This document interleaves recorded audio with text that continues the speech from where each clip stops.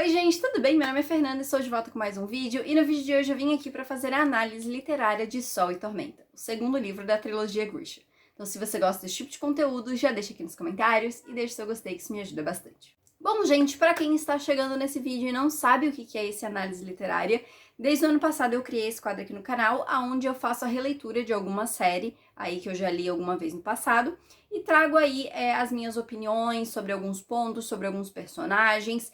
Faço um resumo bem aprofundado com bastante spoilers. Eu falo resumo, mas assim, não é meu resumo, né? Eu conto o que acontece no livro, só que óbvio de maneira um pouco mais resumida do que acontece mesmo, né? Sem muitos detalhes aí. Ainda assim tem bastante detalhe.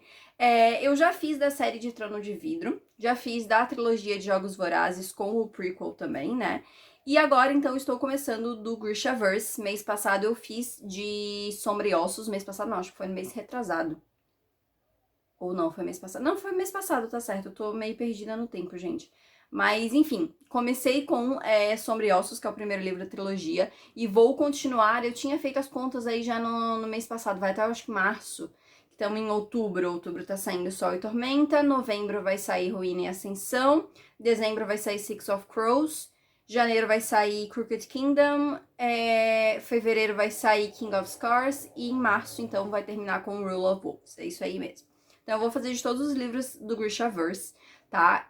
Esse vídeo tem spoilers, obviamente, tá? Porém, vai ser spoiler só do livro que eu tô comentando, que é o Sol e Tormenta, e no máximo relembrando alguma coisa de Sombra e Ossos, tá? Então não precisa se preocupar que eu não vou dar spoiler de nada do que vem pra frente, tá? Então de nenhum dos outros livros. E eu resolvi fazer, né, do Grishaverse, porque eu gosto muito do Grishaverse. A trilogia Grisha é uma coisa um pouco mais, né, porque ela divide bastante opiniões mesmo. Eu sei que tem muita gente que não gosta da trilogia Grisha, que inclusive pula a trilogia Grisha pra ler Six of Crows. Eu acho que a trilogia Grisha, ela tem muitos problemas, tá? Eu já falei de alguns no vídeo passado, vou falar de mais alguns nesse vídeo aqui. Eu acho que tem sim alguns pontos positivos, acho que é interessante ler pra conhecer pelo menos, né, o contexto que a série se passa e tudo mais. Mas tem alguns problemas realmente, mas eu acho que vale a pena pra chegar principalmente em Six of Crows, que pra mim é a melhor duologia, assim, é muito bem escrita e eu acho que vale a pena, sabe? Então, enfim, mas eu vou falar mais aí sobre esses problemas que eu vejo na trilogia Grisha e nesse livrinho específico no vídeo de hoje. Mas então, gente, como esse sempre é um vídeo muito longo, vamos começar então, começando aí com um resumo, lembrando que a partir de agora tem spoilers. O livro começa com Melly e Alina ainda em fuga. Alina, por estar sem usar os seus poderes, está fraca e sua aparência volta ao que era antes dela descobrir que era uma Grisha. Apesar de acharem estar bem escondidos, não demora até o Darkling os achar. Ele mostra para Alina os Nichevoia, monstros feitos de sombra que ele agora consegue controlar, e captura Alina e Melly. Alina acorda em um barco. Ela descobre que Darkling quer encontrar o segundo amplificador mítico para Alina e usa as habilidades de Melly para encontrar o animal no mar. Alina conhece o capitão Stormhound e sua tripulação, piratas, ou corsários, como gostam de se definir, que parecem se vender para quem pagar mais. Provando que suas habilidades de rastreador são excepcionais, Melly encontra o animal, porém antes que Darkling possa capturá-lo, Stormhound se rebela, salvando Alina e Melly e os levando para outro barco junto com o animal, a serpente marinha. Alina então mata a serpente. Stormhound conta que tem um cliente que o pagou para levá-los de volta a Ravnica para fazer uma proposta para eles, mas diz que caso eles não aceitem, ele irá ajudá-los a fugir novamente. Eles concordam em seguir com Stormhound. Depois de uns dias a bordo, Alina pede para uma fabricadora do navio forjar o segundo amplificador com as escamas da serpente. O seu poder expande ainda mais. Quando estão perto de Ravnica, Alina, Melly, Stormhound, Tolya e Tomar, dois sangradores da tripulação, e mais alguns Grishas vão para outro barco. Para chegar a Ravnica, sem que ninguém os veja, eles terão que atravessar a dobra. Alina não gosta da ideia. Ela usa seu poder para poderem passar em segurança, mas vê Darkling em sua frente e seu poder vacila por um segundo, e ela nota que mais ninguém o viu. Eles aterrissam em Ravnica de forma conturbada e logo são cercados pelo exército. É quando Stormhound se revela como o príncipe Nikolai Lentzov. Quando estão a sós, Nikolai faz uma proposta para Alina voltar para os Alta e os ajudar contra o Darkling. Ele ainda diz que, apesar de não ser o herdeiro, pretende ser rei e propõe casamento, o que deixa Melly furioso. Alina não aceita a proposta de casamento, mas diz que irá voltar para os Alta com ele, e que quer comandar o segundo exército. Nikolai aceita. Junto de uma comitiva, eles voltam a jornada de volta para os Alta. Ao longo do caminho, eles são vistos pelo povo, e Nikolai arma para eles verem ele e Alina juntos como um possível casal, e inclusive a beija uma vez, o que deixa Melly mais furioso com a situação. Finalmente eles chegam em Usalta. O rei aceita que Alina comande o segundo exército, mas expulsa Melly do primeiro exército por ter desertado. Melly, porém, irá assumir uma posição na guarda de Alina, junto de Tamara e Tolya. Ao chegar no pequeno palácio, porém, as coisas não vão como esperado, e muitos Grishas não aceitam o comando de Alina. Porém, alguns parecem dispostos a segui-la, incluindo Zoya, para a surpresa de Alina. Alina perde o controle de seus poderes e quase usa o corte em Sergei, um dos Grishas que estão se opondo a ela, mas consegue mudar a direção do seu poder e acaba fazendo um corte no teto do palácio, um gesto que acaba ganhando um pouco de medo e respeito dos Grishas. Alina começa a mudar algumas coisas. Ela implanta um conselho de Grishas, onde cada ordem poderá ter 2 representantes, e faz com que eles parem de segregar as ordens Grishas nas horas das refeições, o que não é tão bem aceito. Nikolai menciona uma caçada com membros importantes do exército e seu irmão mais velho, Vasily, e diz que seria bom para Melly ir. Ele não gosta muito, mas aceita. Alina vai visitar Baghra e a encontra isolada em sua cabana. Ela se assusta quando vê que o Darkling arrancou os olhos da mãe por sua traição. Alina fala sobre seus 2 amplificadores e fala que quer achar o terceiro amplificador mítico, que ela descobriu em uma imagem de um livro. Baghra, porém, diz que não irá ajudá-la e a expulsa da cabana. Junto com o conselho de Grishas, Alina debate sobre o Darkling e o Aparat, que se encontra desaparecido e espalhando para todos que Alina é uma santa, além de estar reunindo um monte de fiéis ao seu redor. Eles falam sobre os Nichevoia do Darkling e David diz que isso não é a pequena ciência dos Grisha, e sim magia, Merzost, algo proibido. Alina pergunta para David sobre Ilia Morozova. Ele diz que Ilia fez os amplificadores usando Merzost, assim como o Darkling está usando agora. Melly volta da caçada e ele e Alina vão até a capela para procurar sobre alguma informação de Morozova. Ela vê Darkling novamente, mas acredita ser uma alucinação. Ao sair da capela, eles encontram Vasily, que quer conversar com Alina em particular. Ele então sugere uma proposta de casamento. Alina diz não e consegue escapar da conversa. Os planos continuam para derrotar o Darkling, e eles fortificam o pequeno palácio. Alina e Nikolai participam das reuniões com conselheiros para discutirem a iminente guerra e o reino. Sabendo da participação do irmão, Vasily começa a ir também. Alina questiona Zoya sobre sua presença ali, visto que a mesma não gosta de Alina. Zoya conta então que tinha família em Novosibirsk, cidade atingida pelo Darkling, mas Alina não acredita totalmente nela. Melly convida Alina para ir em uma festividade fora do pequeno palácio. Ela acaba concordando. Eles então se disfarçam e vão junto com Tolya e Tamar. Eles se divertem, mas um tumulto faz com que eles se apressem para voltar, e eles acabam se separando sem querer, e Alina se depara com o Aparat. Ele tenta convencê-la a ir com ele e diz que tem um exército de fiéis a ela. Melly chega e o Aparat foge. Melly e Alina brigam por conta das diferenças de suas vidas e das obrigações de Alina. Durante a briga, ela vê o Darkling e hesita ao toque de Melly. Ele toma isso como uma rejeição. Alina tenta contar sobre as visões com Darkling, mas Melly não ouve e termina com ela. Nas reuniões com os conselheiros, mais brigas surgem com o ceticismo de Vasily e outros perante os relatos dos poderes de Darkling. Alina continua tendo visões com o mesmo. Vasily vai embora de Usalta e promete voltar para a comemoração de aniversário de Nikolai. David consegue finalizar alguns equipamentos para serem usados contra Darkling. Eles fazem uma demonstração para outros Grishas e alguns soldados que ficam felizes com o resultado.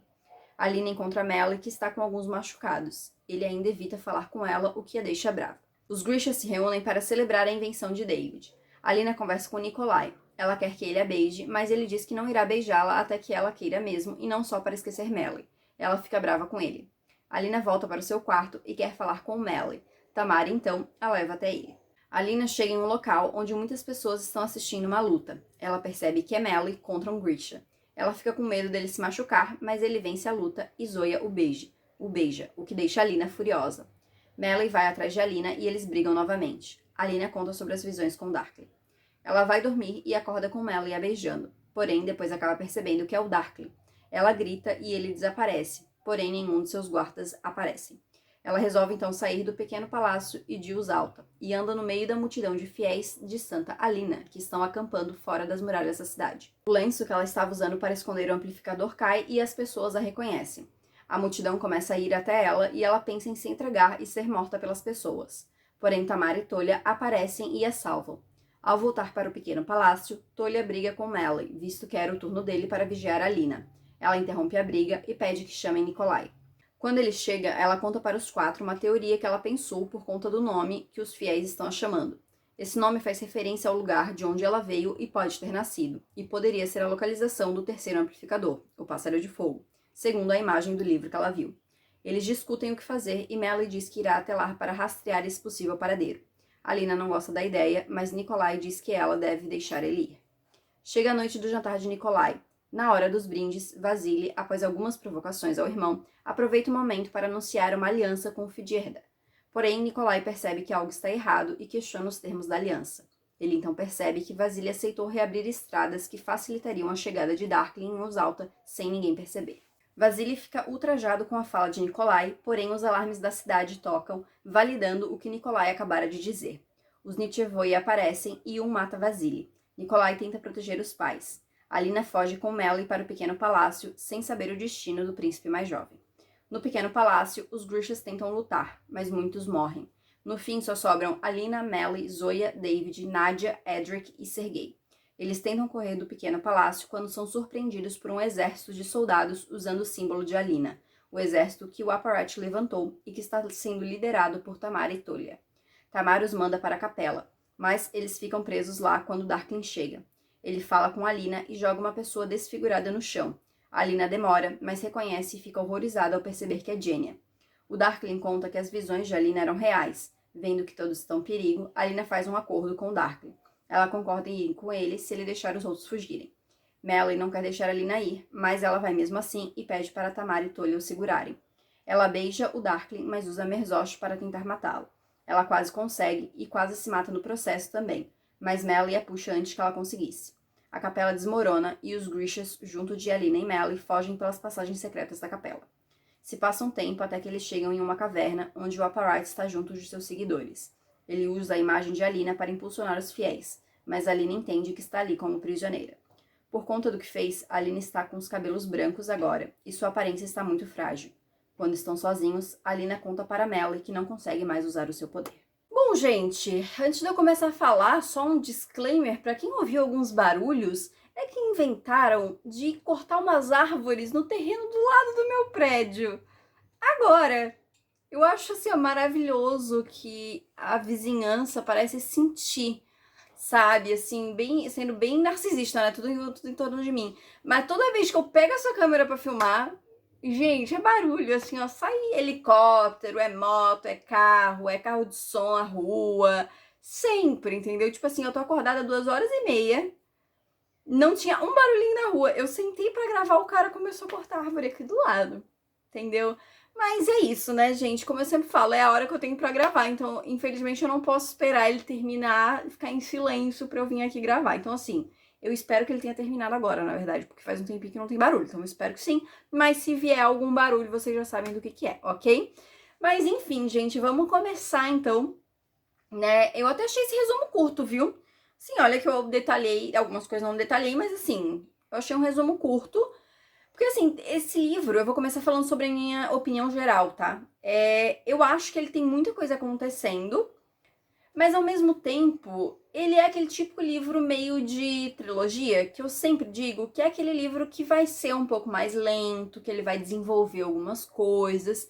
Então, a gente não vai ter muita resolução de coisas. É mais, ele vai te levar da onde ele estava no final do primeiro livro para onde precisa estar para o início do terceiro. Né? Então a gente vai ter, né, o início ali, que é a Alina e o Melly fugindo, para ir até o ponto que é a Alina um pouco mais preparada, digamos assim, mentalmente para enfrentar o Darkling no próximo livro. Só que assim, eu acho que esse livro ele tem alguns pontos positivos, tá? Eu vou falar sobre eles, porque para mim é muito sobre alguns personagens em específico. Porém, eu acho a trama desse livro um pouco cansativa. E muito por conta dos protagonistas, da Alina e do Melly. Vou entrar mais sobre eles em específico, mas eu acho muito drama adolescente, sabe? Ai, porque os dois estão juntos, ai, porque agora não estão mais, e sabe?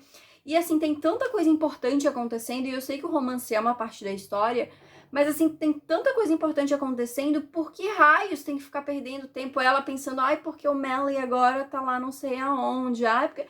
Ai, dane-se o Melly, entendeu, minha filha? O mundo tá pra acabar, vai fazer alguma coisa sobre isso. Me irrita um pouco. Me irrita bastante, na verdade, assim, porque o Melly já é um personagem que eu não gosto. né? Já falei isso no vídeo passado. Então, ficar essa coisa toda em cima desse relacionamento, em cima desse vai e não vai dos dois, irrita bastante, sabe? Porque faz com que o livro ele se torne um pouco mais infantilizado, digamos assim, sabe? Que fica essa coisinha de que, pô, a gente tem muita coisa importante acontecendo, porém, a personagem principal, que, tipo assim, basicamente tem o destino do mundo nas suas mãos, tá mais preocupada com o menino que ela tá namorando, sabe? Eu acho, sabe? Não sei, eu acho que falta maturidade pra esses personagens. E sim, eles são adolescentes e tudo mais, mas assim, eles são adolescentes que têm coisas muito importantes pra resolver. Então, assim, eu acho que falta uma maturidade aí para os personagens e pra trama em si, entendeu? Pra focar mais no que importa e menos nesses enredos coadjuvantes que, sinceramente, eu acho que ninguém gosta, né? Então, assim, eu acabo entendendo muito por que a galera pula a trilogia Grisha, né? Como eu falei, eu não pularia, né? Porque eu acho que é importante pra leitura de Six of Crows. Porém, eu entendo, sabe? Eu entendo porque realmente tem essas coisas que acabam irritando bastante, então, né? Mas, assim, de modo geral, eu achei esse um livro ok.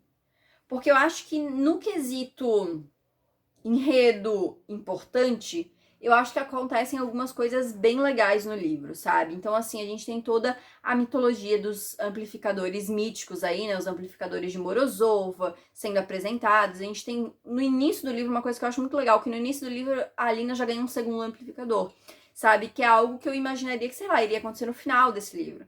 Sabe? Então, assim, por exemplo, né? O final do primeiro ela ganha o primeiro, no final do segundo ela ganha o segundo. Eu acho que faria sentido, mas não, ela ganha já no início do segundo, e aí ela começa nessa coisa de será que existe esse terceiro amplificador? Se existe, como é que eu vou achar e coisa e tal, e começa nessa coisa do terceiro. Uma coisa que eu acho interessante também é essa coisa de que eu acho que até ali poderia ter focado um pouco mais, que eu acho que a série fez isso, foi uma tentativa que a série fez no final da segunda temporada, de focar mais um pouco nessa dualidade da Lina, dela se perder um pouco na questão do controle do poder e de querer mais poder, e enfim, também vou falar um pouco mais disso quando eu falar sobre ela. Então, como eu falei, tem coisas interessantes, sabe? Acho legal toda a questão de maquinações políticas dentro ali do palácio. Então, o Nicolai querendo assumir ali como um herdeiro, mas o Vasily não sendo tão bobo quanto todo mundo pensava e firmando a posição dele. Então tem essas questões que eu acho muito interessantes, mas daí acaba se perdendo muito com essas questões muito adolescentes de romance. O Melly é um personagem que eu entendo o propósito dele. Quando a gente termina a trilogia como um todo, a gente sabe que ele tá ali por um motivo, tem a questão dele ser um contraponto pra Alina ali, né, do mundo real, digamos assim, né, o mundo sem magia, sem seus Grishas ali, coisa e tal, eu entendo. Só que eu acho que em muitos momentos da trama ele fica extremamente perdido, extremamente solto na trama. Pode ser que tenha sido intencional, mas assim, pra mim é um personagem que parece que se a gente tirasse o Melly dessa história, ele não faria falta, entendeu? Esse livro pra mim não faria a menor falta se não tivesse o Melly dentro, então, né? Então é um livro muito, sabe, tem umas coisas que eu gosto, tem outras que eu não gosto tanto, então ele fica muito nessa meia. Não vou dizer se tem coisas que eu gosto muito, também não vou forçar. Tem uma coisa que eu gosto muito, que eu já vou falar, quando eu for comentar de outro ponto específico. Mas de resto eu acho ok, uns acontecimentos legais, alguns empolgantes. Eu gosto do final desse livro, dessa coisa de, pô, como assim, ela tá sem poderes, como é que ela vai seguir agora? Acho que é um gancho legal pro terceiro livro. Mas eu acho que tem. O livro enrola muito e se perde muito em coisas que não são tão interessantes, infelizmente. Bom, gente, então eu vou falar sobre o ponto positivo, o mais positivo, assim, pra mim, que é a presença dos novos personagens na história. Gente, só um outro parênteses, esse barulhinho que vocês estão escutando é a patinha do meu cachorro no chão, tá? Porque ele não para quieto, ele fica andando de um lado pro outro, então assim. Agora acho que ele foi pro tapete, acho que não vai fazer mais tanto barulho, mas enfim. Ó, dá pra escutar, né? Se vocês escutarem, é ele andando, tá? Não posso parar o cachorro, fazer o cachorro parar de andar, né? Então, enfim, vamos voltar. Ponto muito positivo, a presença dos novos personagens. A gente tem 3 personagens aí que acabam ganhando uma importância grande na trama, que é a Tamara e o Tolia, né? Que são os irmãos que aparecem ali, né? Na tripulação do Stormhound. E ele, o maravilhoso, perfeito, tudo de bom, Nikolai Lantsov, que pra mim, assim, a estreia do Nikolai Lantsov na trilogia Grisha, pra mim, é com certeza o melhor ponto desse livro. Uma porque eu amo o Nikolai, tá? Assim, ele é um dos meus personagens favoritos de todos, Não é só do Grishaverse, não é só de trilogia Grisha, de todos os livros, entendeu? Eu amo o Nikolai. Ele é, pra mim, assim, um dos meus grandes crushes literários, se não o mais, entendeu? Eu gosto muito dele mesmo. Eu amo personagens na vibe Nikolai, que, tipo, tem esse humor sarcástico, irônico, autoestima de milhões. Amo. Então, assim, eu acho que o Nikolai, ele vem pra trazer um extra pra história, pra acrescentar muito mais pra história. E, assim, é óbvio que ele não é capaz de curar os erros que a série tem, né? Mas eu acho que ele traz um brilho a mais, sim. É o brilho que ele tem ali, ele traz pra essa história, assim. Então eu gosto muito da chegada dele. Acho que toda a cena dele revelando que ele é o Nikolai, maravilhosa. Eu amo essa cena em específico. Mas os gêmeos ali, né? A Tamara e o Tolya, eu sempre confundo os nomes. Eu gosto muito deles também, tá? Eu acho todos eles conseguem se encaixar muito bem na trama e eu acho legal, assim, como eles têm essa questão de fazer parte da guarda da Lina e depois a gente descobrir que eles fazem parte ali daquele exército dos Apparat, do Apparat, mas eles ainda assim são fiéis à Lina e eles acreditam nela, né? Então, assim, eu gosto bastante disso, assim.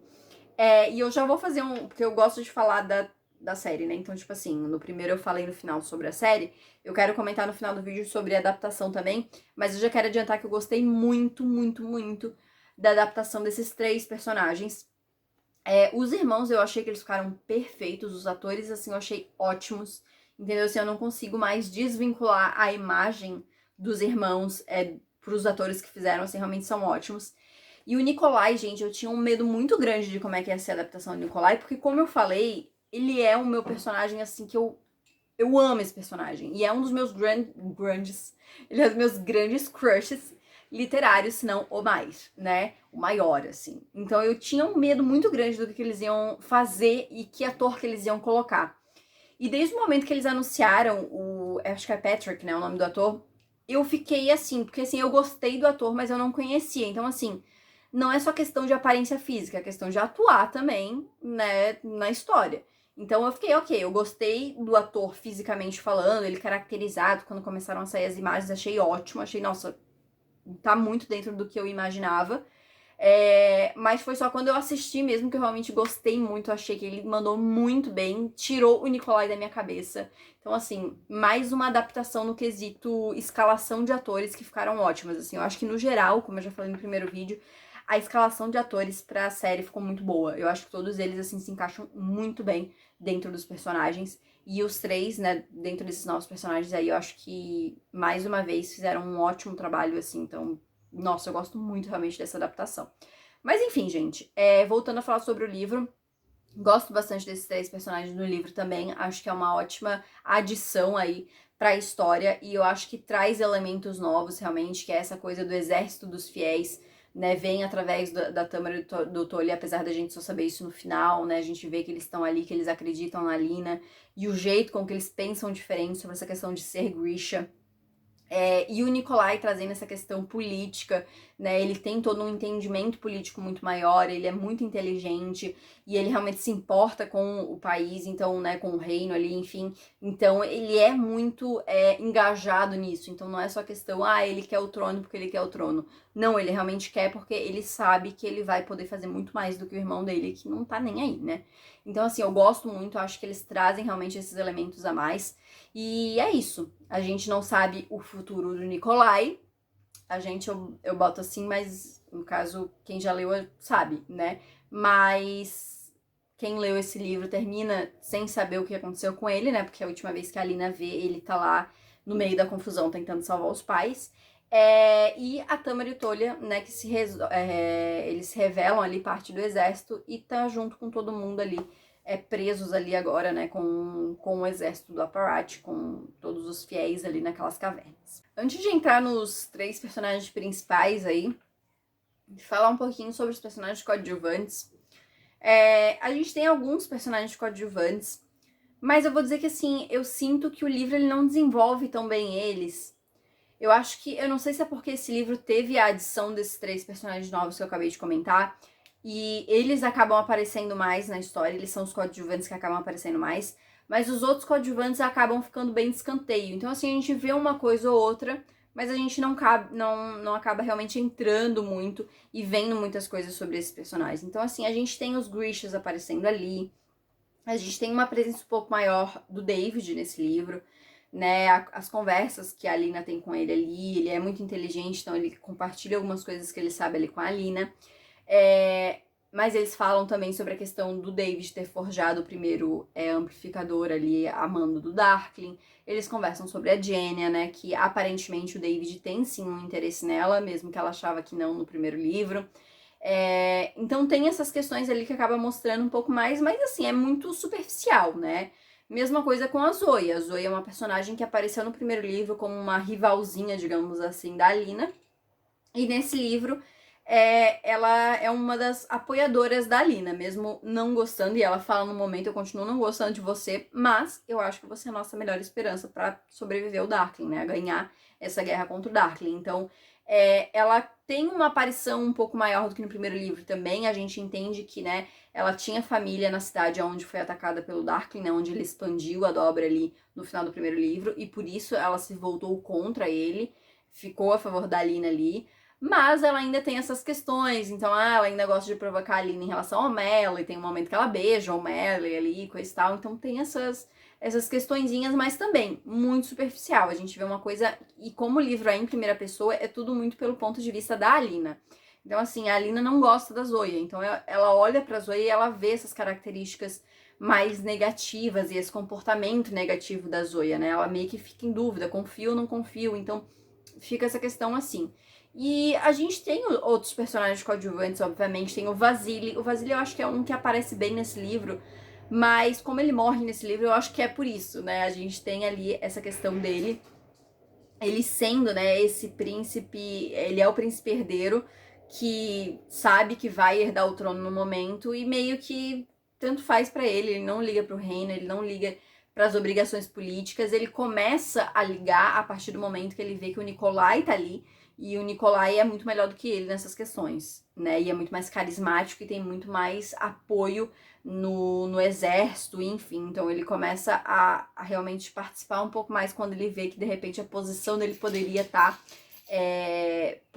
sendo arriscada ali, né? E começa até a jogar as questões do Nikolai ser um bastardo, né? Esses rumores que tem, enfim. Então tem essas questões. Eu acho que o Vasily, talvez, dos coadjuvantes, sem ser os 3 personagens novos, eu acho que talvez é o que melhor acaba aparecendo e sendo mostrado realmente quem é ele, como é que ele tá fazendo essas movimentações e na tentativa de tentar ser melhor do que o Nikolai e tentar algo pra mostrar que ele entende também, ele tá fazendo algo, ele não tá só sentado ali não fazendo nada, né? Ele vai lá e faz uma jogada completamente errada por não ter uma leitura política, por não ter uma leitura dessas movimentações aí, né? Que é algo que a gente vê que o Nikolai tem instantaneamente, porque é assim que e é uma cena que eu gosto muito, assim, porque assim que o Vasily fala, porque a gente fez a aliança, coisa e tal, no mesmo momento o Nikolai já fala, né? Tipo, tá, mas peraí, o que você negociou?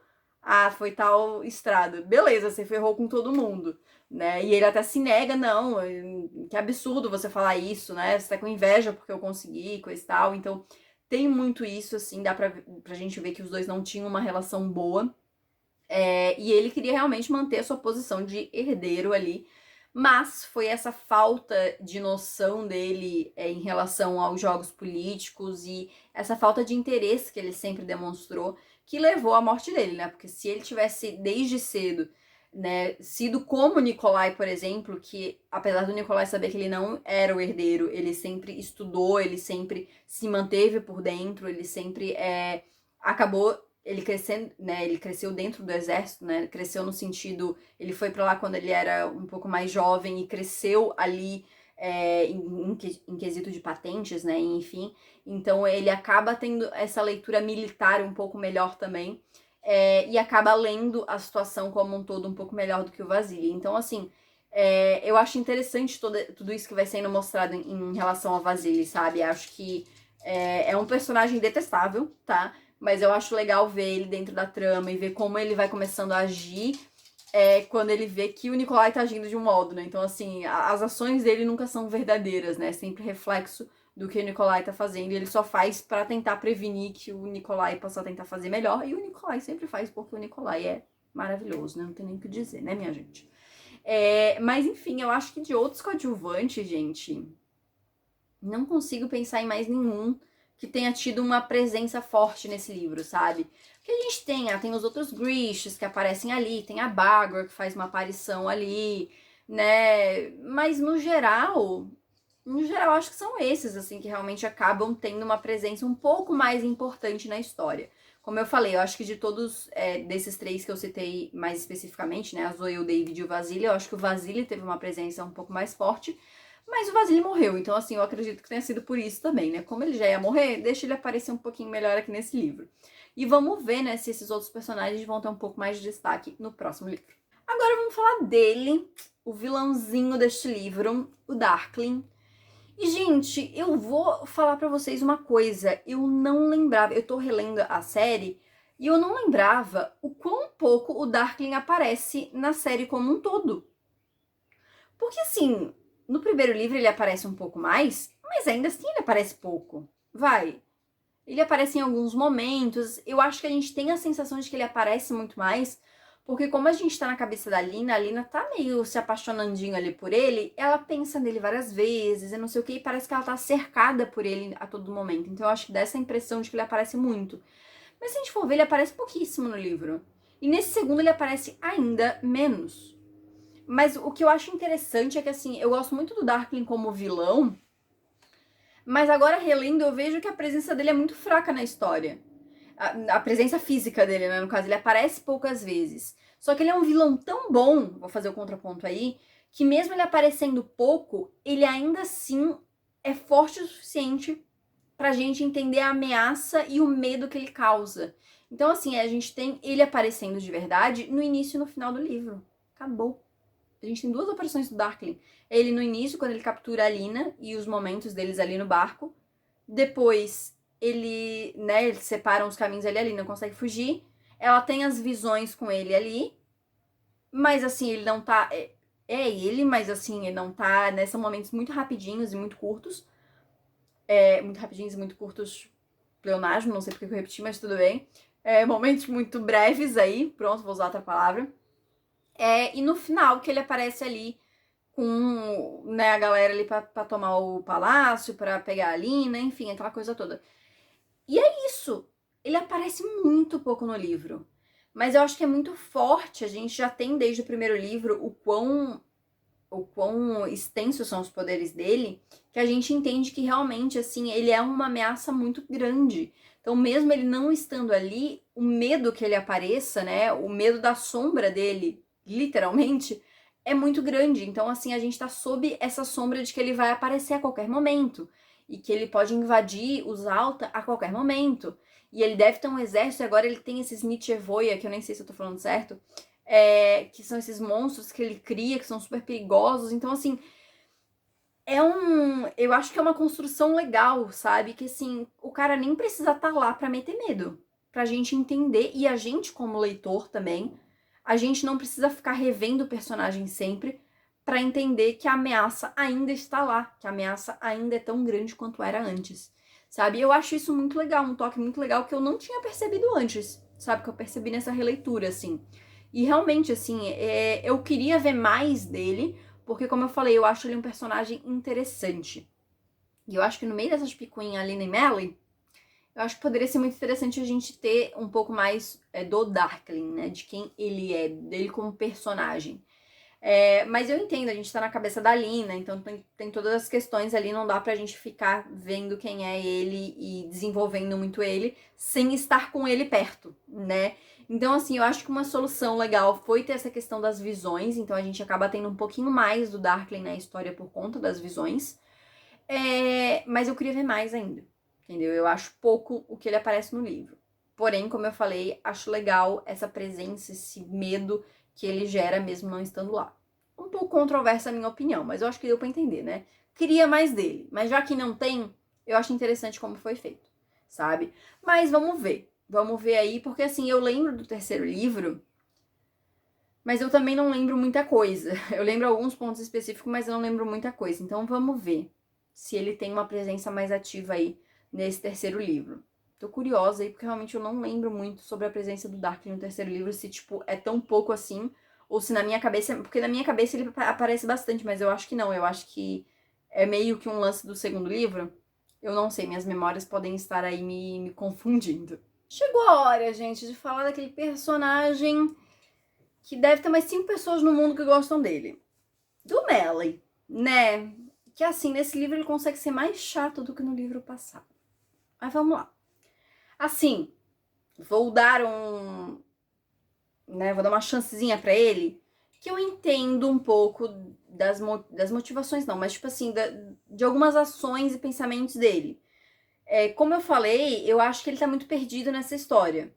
E eu acho que isso pode ter sido intencional, justamente pra mostrar como realmente ele tava perdido na história. Ele se sente perdido ali. Ele vê que ele não se encaixa naquele mundo ali dos Grishas e coisa e tal. Então eu acho que de repente pode ter sido intencional essa questão de deixar o Melly meio solto dentro da trama. Então eu entendo, tem essa questão, né? Ele e a Alina, querendo não, estão em momentos diferentes. A Alina tem uma responsabilidade completamente diferente. E assim, se ele só tivesse falado isso pra ela, tipo assim, eu acho que a gente devia terminar, porque você tem as suas responsabilidades, tem né, todas as suas obrigações aí, beleza, vai lá, faz as suas coisas, faz seus rolês aí. E eu não tenho nada a ver com isso. Não tem como eu me encaixar nisso. Então eu acho melhor a gente separar os caminhos. Beleza, seria algo maduro de fazer, né? Acho legal, tal, né? Faz esse rolê aí, mas eu não me encaixo nele e é isso. Mas é esperar demais um rolê meio maduro num livro mais adolescente, né? Mas assim, o que ele faz? Ele fica emburrado, ele fica brabinho, ele fica furioso. Ele, várias vezes, ele dá a entender que ele não gosta que a Alina tenha poderes. Tem vezes que ele fala de modo bem direto, não é que ele dá a entender. Ele diz mesmo que ele preferia que tudo voltasse como era antes. Sendo que, antes da Alina descobrir que ela tinha poderes, ele nem olhava pra ela. Ele olhava pra ela como amiga, ele não olhava pra ela com um interesse amoroso. Ele começou a olhar pra ela com um interesse amoroso depois que ela descobriu que tinha poderes. Aí ela descobriu que tinha poderes, ele descobre que ele gosta dela esse tempo todo, mas não gosta que ela tenha poderes, né? E assim, tem um momento que a Alina claramente diz que ela não abriria mão dos poderes dela, que ela não voltaria ao que era antes porque ela gosta dos poderes dela. E ele meio que não lida muito bem com isso, porque ele gostaria de voltar para o mundo onde ela não fosse Grisha. Só que se ela não fosse Grisha, voltamos àquela questão, ele nunca olharia para ela de modo diferente. Então, assim, eu não gosto do Melly, realmente, eu acho ele um personagem extremamente sensal. E nesse segundo livro, apesar de entender algumas das reclamações dele, ele fica para mim parecendo só como um cara emburradinho, entendeu? Um adolescentezinho emburrado, que tá tipo assim, cara, a namorada dele ali, a menina que ele ama, é a única que tem o poder suficiente pra impedir que as coisas fiquem horríveis, que o vilão vença a história ali, e ele quer que ela deixe tudo pra trás e fuja com ele? Como assim? Entendeu? Eu não sei, eu não tenho muito o que falar sobre o Melly. Essa é a questão, porque é isso. Tudo que eu tinha pra falar sobre o Melly, eu já falei. O cara é chato, o cara não sabe o que é da vida.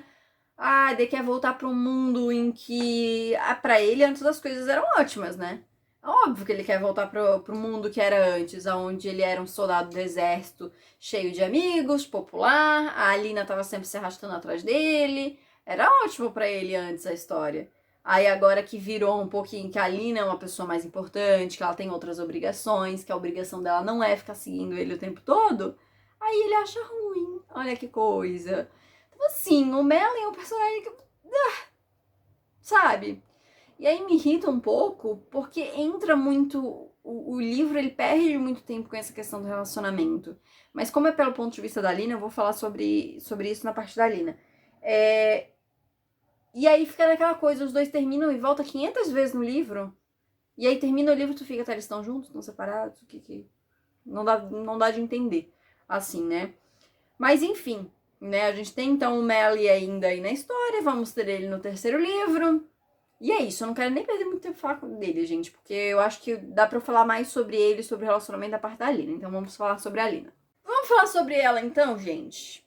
Gente, a Alina me irrita nesse livro num nível misericórdia.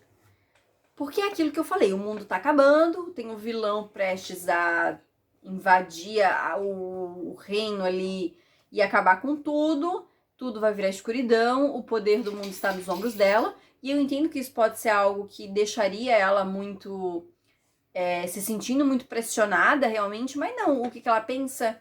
Ai, e o Melly? Pô, mas o Melly tá bravo comigo hoje? Ah, mas o Melly, olha, ele não tá feliz aqui nesse palácio. Ah, e o Melly, será que ele tá olhando pra Zoya de um modo diferente? Será que ele gostaria de ficar com a Zoya? Oh, meu Deus, não, mas eu não posso sentir ciúme, mas olha, ele tá olhando pra ela é mais bonita do que eu. Entende? Chato, chato.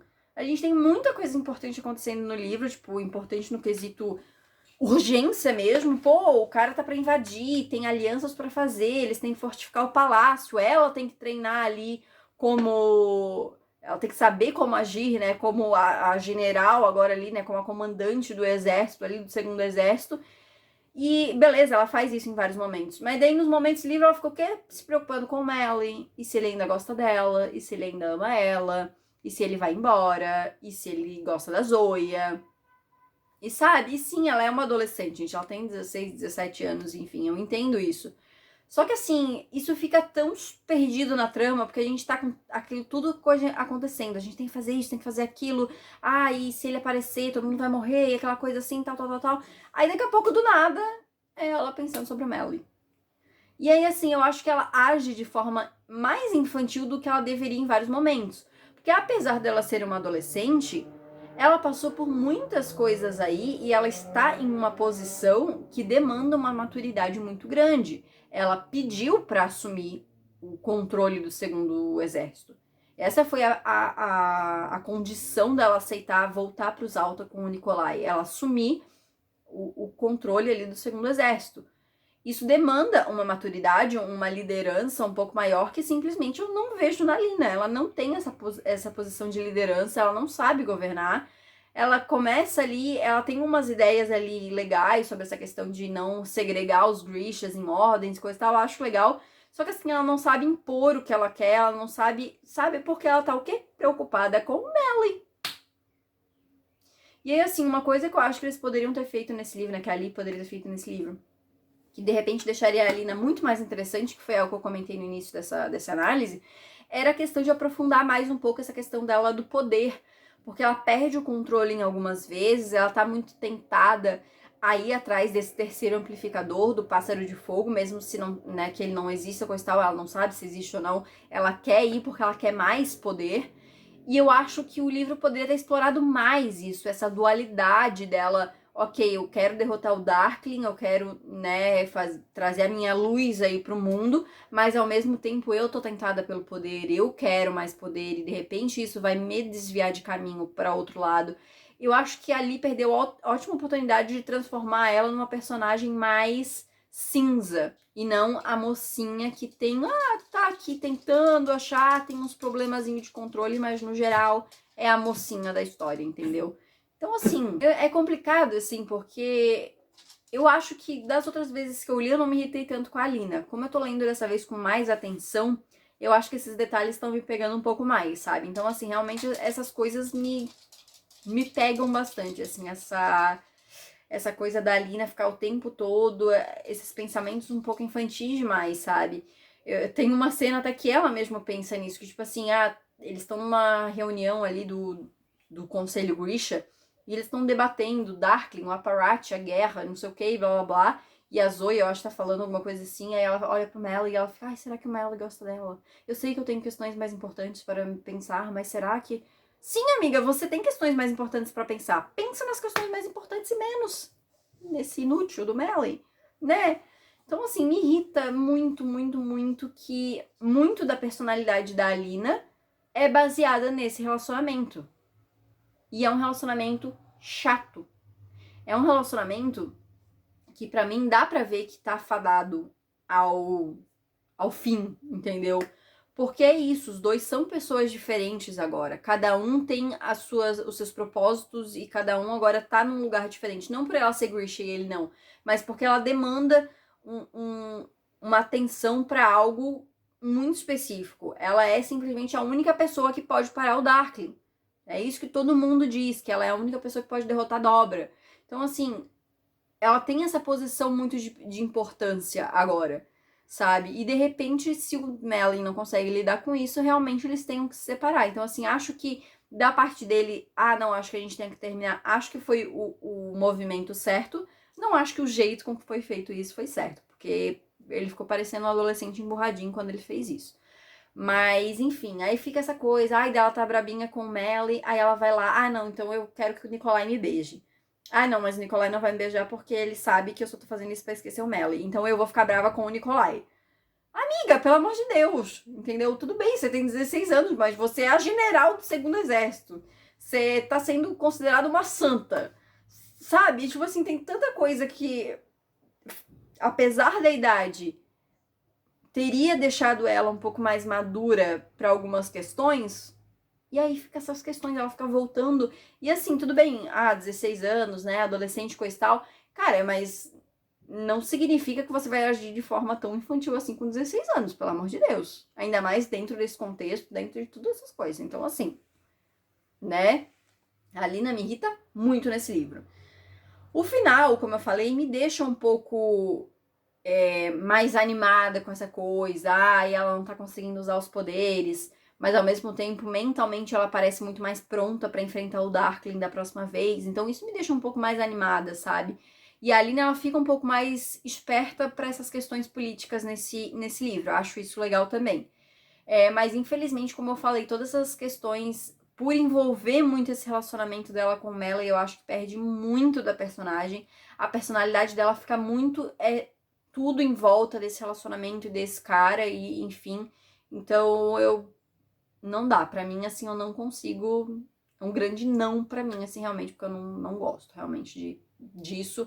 E faz com que a personagem desça muito pra mim, assim, nas minha nota de personagem, ela vai caindo, sabe? Minha classificação de personagem, ela vai caindo demais, porque realmente torna a personagem muito chata, muito insuportável pra mim, não dá. E aí eu queria comentar rapidamente sobre a adaptação, né? Como eu já comentei no primeiro vídeo, a gente teve a série, então, de Shadow and Bone, que teve só 2 temporadas, ela foi cancelada depois da segunda temporada. Não superei isso ainda por alguns motivos. O segundo livro, ele foi adaptado junto com o terceiro na segunda temporada. Então a segunda temporada, ela adapta os dois juntos. A gente tem a história meio que sendo totalmente junta, só que a gente não tem várias coisas na série. A série alterou muita coisa. Algumas coisas eu acho que alteraram pra melhor, mas algumas coisas eu acho que perdeu um pouco, sabe? Por exemplo, a cena do conflito ali da Alina com o Darkling no final, que ela fica com os cabelos brancos e coisa e tal, blá blá blá, isso não tem na série. E eu acho que, tipo, é uma parte muito importante pra personagem. Essa parte icônica dela tentar acabar com o Darkling ali, os dois juntos, tal, aquela coisa toda, e ela fica nessa, pô, será que ela tá com os poderes dela ainda, sabe? Acho que era uma parte que os fãs do livro esperavam muito e não tem, por exemplo, sabe? Então tem muita coisa que foi perdida, obviamente, porque o livro foi condensado em basicamente 4 episódios. Tô dando uma estimativa aí, porque foram 8 episódios, eu não lembro exatamente, mas provavelmente foi uma divisão meio a meio aí. E a gente ainda tem o plot dos personagens de Six of Crows sendo colocados juntos, então assim, perde ainda mais da história. Porque, novamente falando, os personagens de Six of Crows aparecem na série, mas eles não aparecem na trilogia Grisha. Então assim, eles foram uma adição pra gente já conhecer os personagens. Eu não vou reclamar, porque pelo menos a gente teve eles aí, a gente sabe como eles são. Porque como eu falei já também, eu acho que o elenco é muito bom. Eu acho que a série pecou em algumas coisas, mas o elenco é muito bom. Eles são muito fiéis ao que eu imagino do livro. Então, assim, acho que muito das pessoas terem gostado até da série foi por conta dos atores. E não por conta do enredo da série em si. Mas enfim, gente. No próximo vídeo eu volto pra terminar de falar sobre a série, porque como eu falei, adaptou o terceiro livro também, então eu comento um pouquinho mais sobre algumas dessas diferencinhas, mas tem vídeo meu falando, tá? Eu fiz o série versus livro da segunda temporada, então só deixando aí pra quem ainda não viu e quiser ver aí mais essas diferenças com mais detalhes. Mas então era isso, gente. Esse foi o Análise Literária de Sol e Tormenta. Eu espero que vocês tenham gostado. Deixa aqui nos comentários o que vocês acharam. Mês que vem eu retorno, então, pra finalizar a trilogia Grisha, com a análise de Sol e Tormenta. Sol e Tormenta não, de Ruína e Ascensão, tô já ficando doida. Mas, como eu falei, deixem aqui então o que vocês acharam. Deixa aqui também o seu gostei, que isso me ajuda bastante. Se inscreve aí no canal se você ainda não é inscrito. E não esquece de ativar o sininho pra não perder as notificações. E me segue também no Instagram e no TikTok pra não perder os meus outros conteúdos. Então é isso, gente. Muito obrigada por ter assistido e a gente se vê no próximo vídeo.